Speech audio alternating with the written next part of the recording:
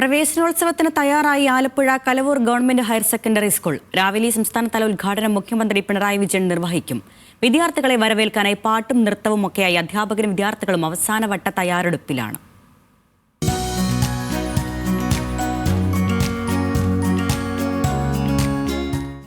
മധ്യവേനലവധിയെല്ലാം കഴിഞ്ഞ് ആദ്യമായി സ്കൂളിലേക്ക് എത്തുന്ന കുട്ടികൾക്ക് സ്വാഭാവികമായും ഒരു ബുദ്ധിമുട്ടും പ്രയാസവും ഒക്കെ ഉണ്ടായിരിക്കും. അപ്പം അങ്ങനെ എത്തുന്ന കൊച്ചു കുട്ടികൾക്ക് അവരുടെ ആ ആദ്യ സ്കൂൾ ദിവസം തന്നെ ഒരു കൗതുകമുണ്ടാക്കാനുള്ള എല്ലാ ഒരുക്കങ്ങളും അധ്യാപകരുടെ തയ്യാറാക്കിയിട്ടുണ്ട്.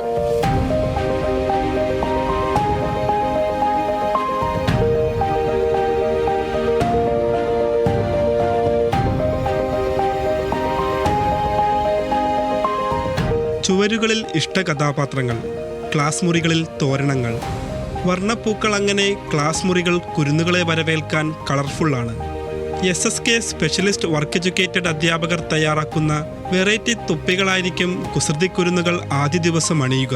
ഞങ്ങൾ 4 ദിവസമായിട്ട് ഇതിനു വേണ്ടിയിട്ട് കുട്ടികൾക്ക് വേണ്ടിയിട്ട് ഒരുക്കിക്കൊണ്ടിരിക്കുകയാണ് ഓരോ കാര്യങ്ങൾ.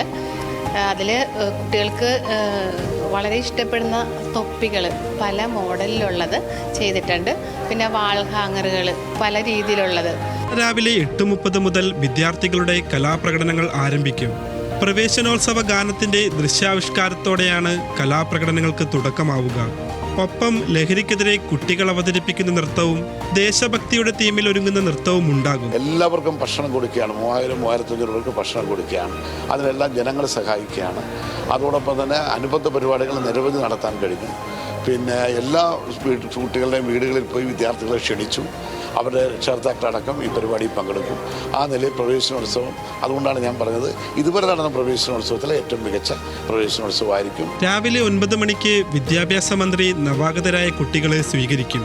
9:50 പ്രവേശനോത്സവത്തിന്റെ സംസ്ഥാനതല ഉദ്ഘാടനം മുഖ്യമന്ത്രി നിർവഹിക്കും. ചടങ്ങുകൾക്ക് ശേഷം 3000 പേർക്ക് വിഭവസമൃദ്ധമായ സദ്യയും സംഘാടകർ ഒരുക്കിയിട്ടുണ്ട്.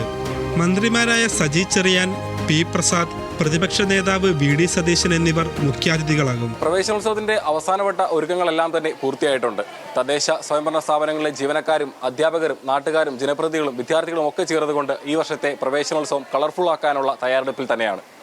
ആലപ്പുഴയിൽ നിന്നും ദീപകിനൊപ്പം ദേവൻ MP, ന്യൂസ് മലയാളം.